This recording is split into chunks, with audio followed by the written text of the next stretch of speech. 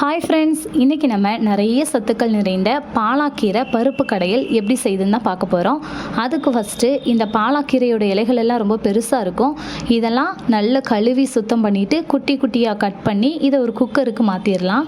அதுக்கப்புறமா ஒரு 1/4 டம்ளர் அளவு நம்ம துவரம்பருப்பு எடுத்து அதையும் இது கூட சேர்த்துக்கலாம். அதுக்கப்புறமா 4 பல் பூண்டு எடுத்துக்கோங்க. அதுக்கப்புறம் உடச்ச உள்ளி ஒரு 7லேருந்து 8 சேர்த்துக்கோங்க. ஒரு தக்காளியை குட்டி குட்டியாக கட் பண்ணி சேர்த்துக்கோங்க. கொஞ்சமாக சீரகம், அதுக்கப்புறமா கொஞ்சமாக அதாவது 1/4 டீஸ்பூன் மஞ்சள் தூள் சேர்த்துக்கோங்க. அப்புறம் கொஞ்சமாக காயப்பொடி சேர்த்துக்கோங்க. அப்புறம் நம்ம சாம்பார் பொடி வீட்டில் என்ன யூஸ் பண்ணுறோமோ அது ஒரு 2 ஸ்பூன் சேர்த்துக்கோங்க. இதெல்லாம் மூழ்கிற அளவுக்கு தண்ணி ஊற்றி கொஞ்சமாக உப்பு போட்டுக்கோங்க. அதுக்கப்புறம் தேவைப்பட்டால் போட்டுக்கலாம்.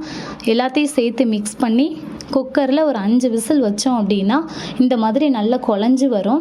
ரொம்ப தண்ணியாக இருந்துச்சுன்னா அதை அடுப்பில் வச்சு வற்ற வச்சுக்கோங்க. அதுக்கப்புறமா தண்ணி வற்றினதுக்கப்புறம் தேங்காய் பூ துருவல் சேர்த்து தாளித்து ஊற்றினோம் அப்படின்னா நம்மளோட சுவையான ஆரோக்கியமான பாலாக்கீரை பருப்பு கடையல் ரெடி. ரொம்ப டேஸ்ட்டாக இருக்கும், ரொம்ப ஹெல்த்தியும் கூட. ட்ரை பண்ணி பாருங்கள்.